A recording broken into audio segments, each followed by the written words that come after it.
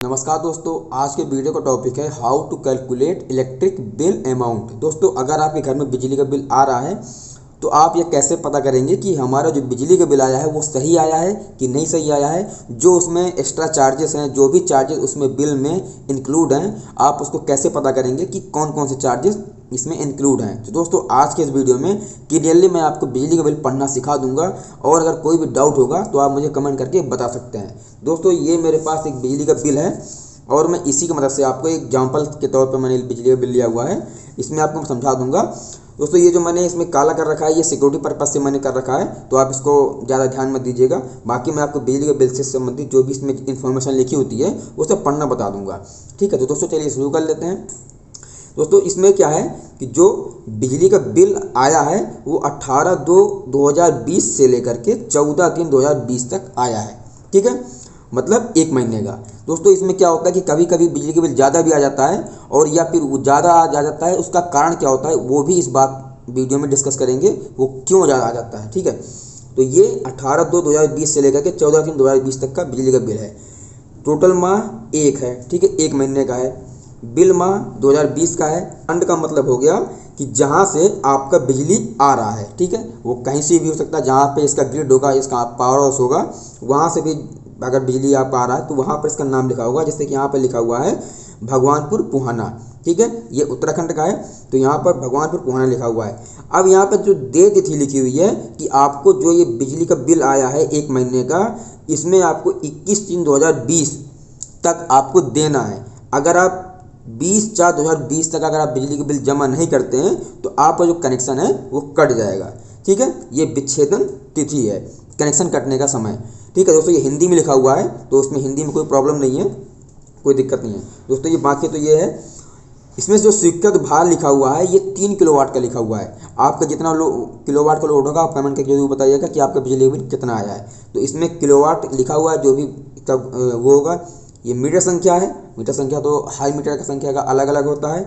श्रेणी दोस्तों यहाँ पर है RTS-2, यानी कि ये जो सप्लाई है ये डोमेस्टिक है, घरेलू है। ठीक है, ये डोमेस्टिक है, ये इंडस्ट्रियल नहीं है, डोमेस्टिक है।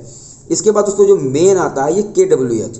ठीक है, अब दोस्तों ये जो पिछला रीडिंग जो है ये 7564 था और वर्तमान रीडिंग ये पिछले महीने का था और ये जो रीडिंग जब वो बिजली का बिल दे के गया तो ये रीडिंग थी। तो टोटल अगर आप इसको इसमें माइनस कर देंगे तो आपका 9 यूनिट बनेगा। ठीक है, अब ये KVAH दोस्तों एक नया इन्होंने जोड़ दिया है, तो VA को मिलाकर आवर्स इसमें हो गया है, तो वही है, कोई फर्क नहीं है। 7564 है, इसमें 7573 माइनस कर देंगे तो 9 यूनिट बन जाएगा। अब ये आपका जो पावर फैक्टर है वो 1 रहेगा। ठीक है, कहीं कहीं पर 0.8 होता है, कहीं कहीं पर 0.7 रहता है। जैसा जहाँ पर लोड होगा उस हिसाब से, जिस हिसाब से वहाँ पर सप्लाई की व्यवस्था होगी उस हिसाब से यहाँ पर एक पावर फैक्टर देते हैं। लेकिन एक पावर फैक्टर बहुत कम ही रहता है, वो 0.8 से लेकर के 0.9 तक ही पावर फैक्टर हमको मिलता है। ठीक है, क्योंकि घर में इंडक्टिव लोड लगे होते हैं, इंडक्टिव लोड के कारण पावर फैक्टर हमेशा गिरता है। लेकिन जो पावर हाउस वाले कह के देते हैं, लिख कर देते हैं लिखित रूप में, वो एक ही देते हैं। इसके बाद दोस्तों जो ये विद्युत मूल्य है, मतलब पर यूनिट का जो चार्ज है वो 4.7 रुपये है। अब आप जो ये आपका 9 बिजली का यूनिट आया है, आप इसको गुणा करेंगे इसमें तो आपका ये 42.3 आ जाएगा। लेकिन बात यहीं पे ख़त्म नहीं होती है, बात अब इसके आगे बढ़ता है। इसके बाद दोस्तों ये फिक्स चार्ज है, ये आपको देना ही देना है, हर महीने आपको देना है 210 रुपये। लेकिन दोस्तों वो ऐसे नहीं होता है, इसमें 0.56 से लेकर के 5.04 पर यूनिट के हिसाब से आपको देना पड़ सकता है। मतलब 0.56 से लेकर के 5.04, ये कितना भी हो सकता है, 5 रुपये भी हो सकता है या फिर 56 पैसा भी हो सकता है। तो इतना पर यूनिट का जो प्राइस होगा वो आपको देना होगा। इसके बाद दोस्तों वोल्टेज पर छूट अधिभार प्लस माइनस, वोल्टेज कम ज़्यादा हो रहा है तो दोस्तों इसमें कोई भी चार्ज नहीं है। KPL अधिभार, इसमें भी कोई चार्ज नहीं है। सोलर वाट हीटर तो आप अगर यूज़ कर रहे हैं तो उसमें आ जाएगा आपका, अगर नहीं यूज़ कर रहे हैं तो आपका 0 रहेगा। हम तो खैर नहीं यूज़ कर रहे हैं। इसके बाद दोस्तों क्या है, अस्थाई अस्थाई जमा संयोजना माइनस। अब दोस्तों ये 0.82 लिखा हुआ है, लेकिन ये किस हिसाब से देंगे, अन्य दे दोस्तों इसमें 0.2 से 0.18 के पैसा के बीच में आपको देना पड़ सकता है, तो वो 0.82 हो जाएगा।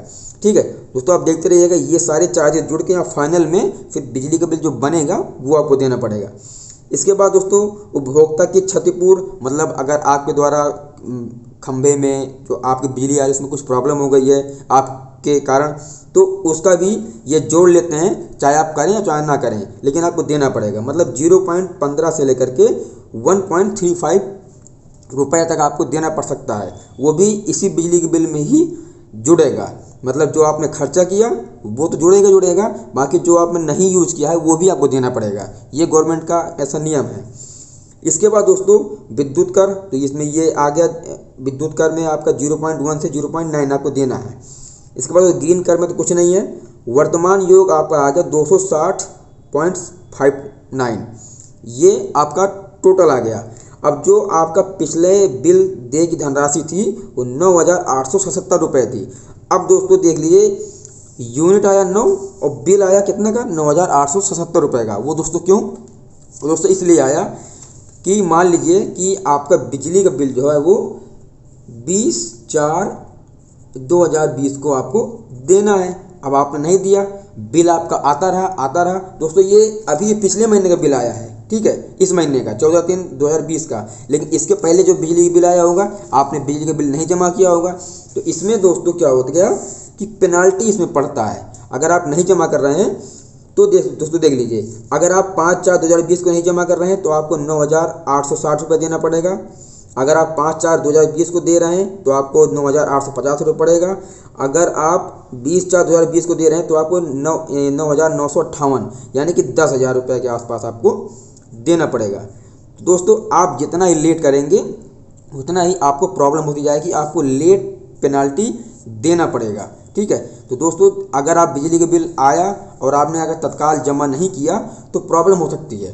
तो आप जैसे ही बिल आए आप उसे तुरंत जमा कर दीजिए। लेकिन दोस्तों अब बिजली विभाग वाले क्या प्रॉब्लम कर रहे हैं कि वो हर महीने का बिजली का बिल नहीं दे रहे हैं। जैसे आपका 1 महीने का बिजली खर्चा आपने किया, बिजली का बिल नहीं देते हैं, वो इकट्ठा 2 महीने का देते हैं, ठीक है। तो दोस्तों उसमें क्या होता है कि अगर आप पर डे मान लीजिए आपका 1 रुपये 1 यूनिट बिजली का कंजप्शन है, ठीक है, तो आपको एक एग्जांपल बता रहा हूँ, अगर 1 यूनिट का बिजली का कंजप्शन है तो 1 यूनिट तक का अगर बिजली आप खर्चा कर रहे हैं तो आपको मान लीजिए 4 रुपये 3 पैसे देना है।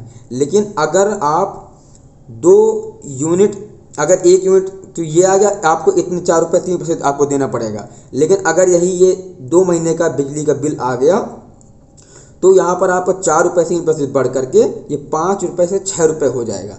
वो दोस्तों इसीलिए हो जाएगा क्योंकि आपने पहले महीने तो बिजली जमा नहीं किया, अब उसमें आपकी गलती तो है नहीं, क्योंकि बिजली का बिल आया ही नहीं। तो अब आप 2 महीने का जब बिजली का बिल आएगा तो आपको 4.3 ना दे करके 5 रुपये से 6 रुपये आपको देना पड़ेगा। दोस्तों ये होता है लेट पेनाल्टी।